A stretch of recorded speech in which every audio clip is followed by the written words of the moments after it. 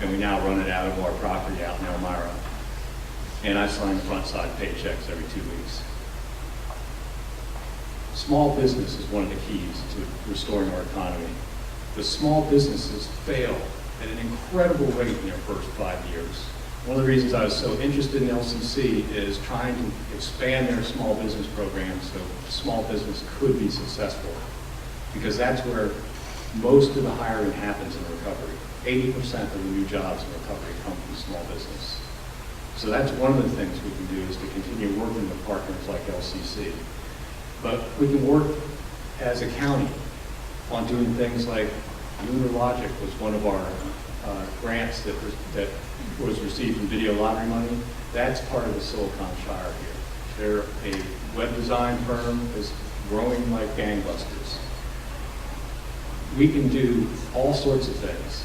We can work across party lines with state representatives, fight for state facilities to be located here, like the mental health hospital up in Junction City. Val Hoyle brought me in. One afternoon I drove over the speed limit a little bit, get Salem to testify in front of a committee, but we managed to finally land that in 500 jobs right in my district. We worked with our economic development people, the city of Veneta in partnership, and the state of Oregon to bring first call resolution out to Veneta. Originally, we thought it was going to be 180 jobs out there. Well, they're doing so well at that site, they're expanding out over 300 jobs in a community of 5,000 people. Can you imagine how much impact that has and how much spin-off economic activity that has? We have the ability in Lane County. We're on the cusp. We've got a revolving loan fund that we're one step away from having $1 million revolving loan fund and specifically targeted towards rural small businesses. We can get there. It's really an exciting time to be a county commissioner. I look forward to moving ahead and continuing the work that we've done over the last 3.5 years, because we are growing. Thank you.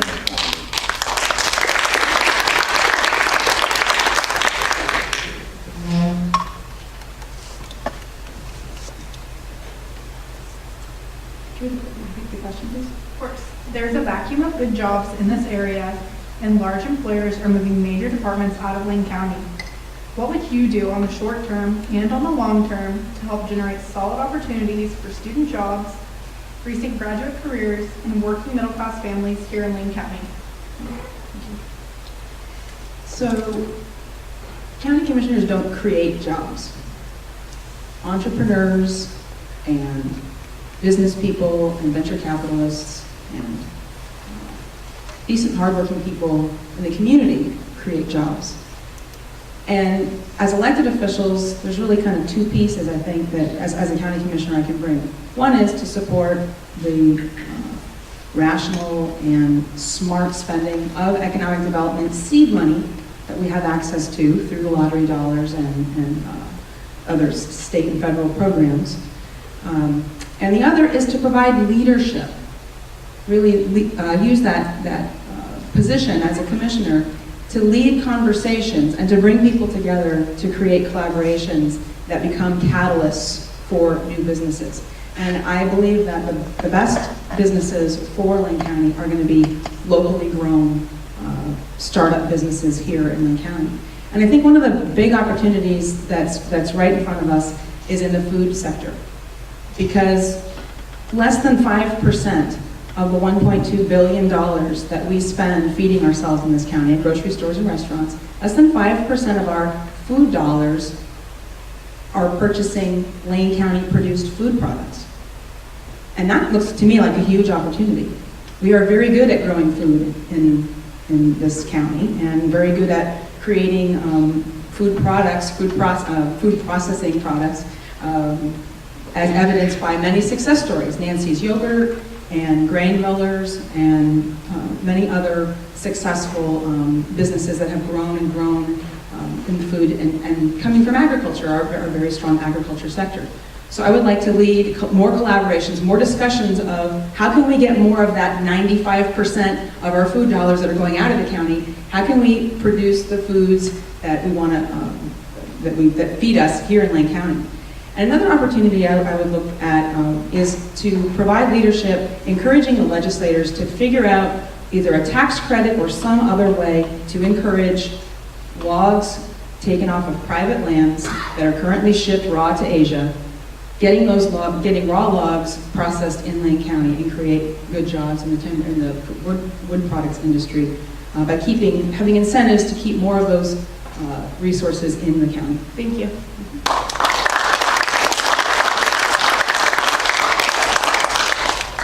Question 5, candidate Matthews will answer first, followed by candidate Rigg. So question 5 is, the Oregon Innovative Infrastructure Task Force is exploring a carbon tax. What is your opinion of the economic impact that such a tax would have on Lane County?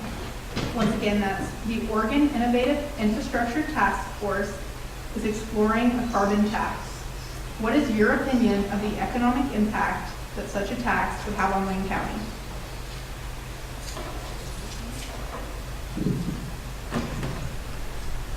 Well, the economic impact of the tax very much depends on the specific structure of the tax. So at that level, it's a totally hypothetical question. There are various ways to structure a carbon tax. Carbon tax can be revenue neutral, so that you tax the use of fossil fuels and return money to the population in some kind of equitable way. There are various ways to do that.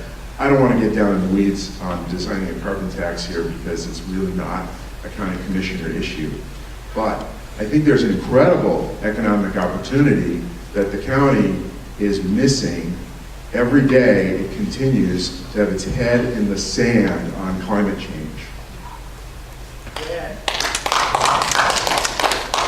During the brief 2-year period that we had a kind of squishy progressive majority on the county board, I worked with the commissioners on trying to define the smallest tentative increment by which Lane County could put its little toe into making a commitment toward beginning to plan for climate change. Cost a couple $1,000s out of a $500 million budget. Spent 9 months negotiating it, testimony before the board. At the last minute, Commissioner Stewart was one of the 3 commissioners who voted against taking the smallest possible increment of moving toward climate change. Communities that embrace the reality of climate change and start getting themselves organized, perhaps with carbon taxes, with distributed locally produced energy, which saves the money, the $1 billion a year that we spend on fossil fuels, all going outside of our economy, and so on. Communities that plan for climate change can get ahead of the curve, can move forward, can profit from climate change, at least in a relative sense, in terms of innovative products, in terms of supporting companies who want to be in a place around a green city like Eugene. It's a whole bunch of opportunities, and by continuing to sit with the deniers, we miss those opportunities every day. It's a tragedy, and you should use your votes to change it.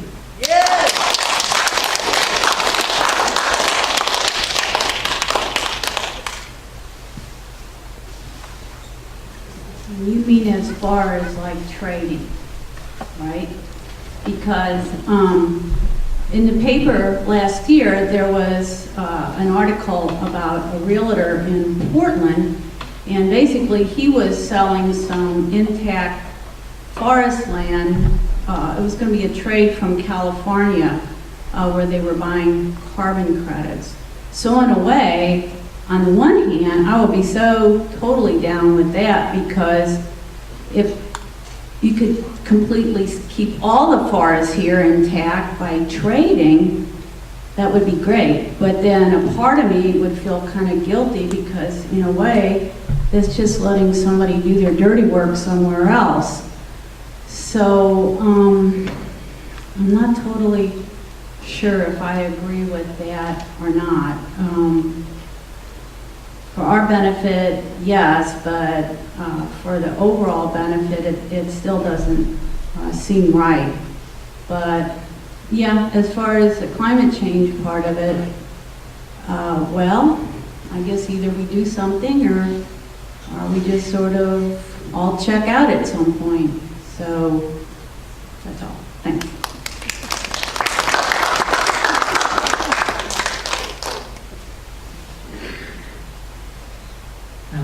understanding of our carbon taxes, it's not something that Lane County Commissioners would deal with.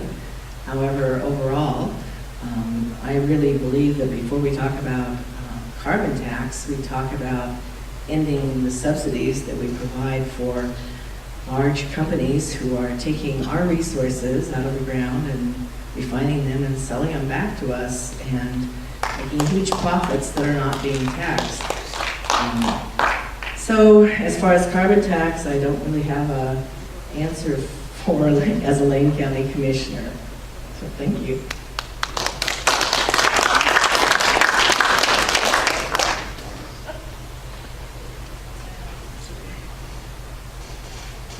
So I think this is where maybe as a commissioner, you can get involved. We have a terrific association called the Association of Oregon Counties.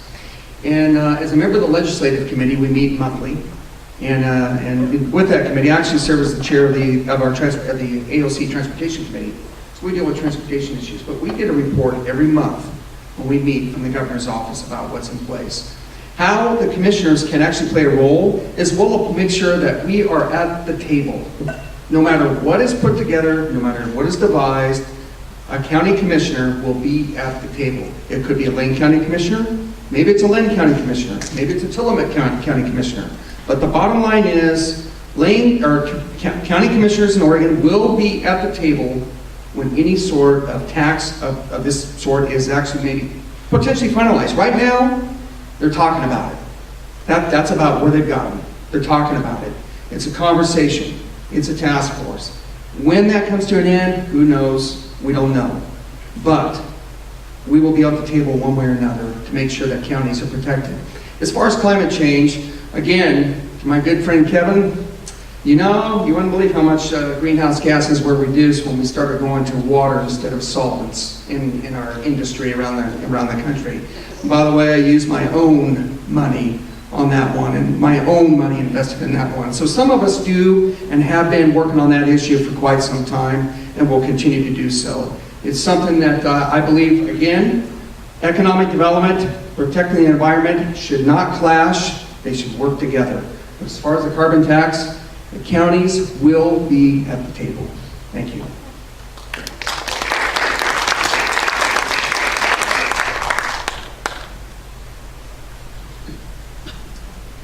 Well, I can't speak to the specifics of that particular carbon tax because the details aren't yet known. And really the impact on the county and on our communities,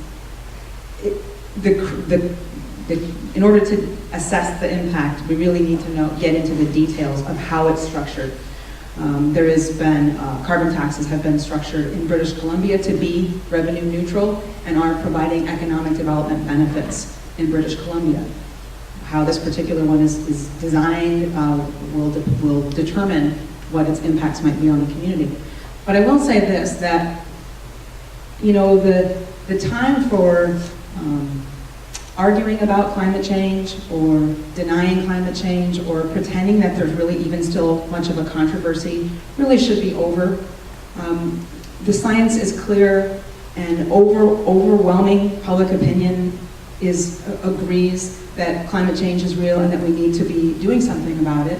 And so adaptation and approaches to seeing it, as some folks have indicated, as an opportunity. There's an economic opportunity there. How we adapt to climate change and how we approach the issue and how we look for the silver lining and what kinds of products and technological solutions and approaches we develop and what kind of economic development benefits that will give to the communities who get out there in the early stages and find the solutions, create the solutions, and the economic opportunities that come with creating the solutions. So I would be supportive of that.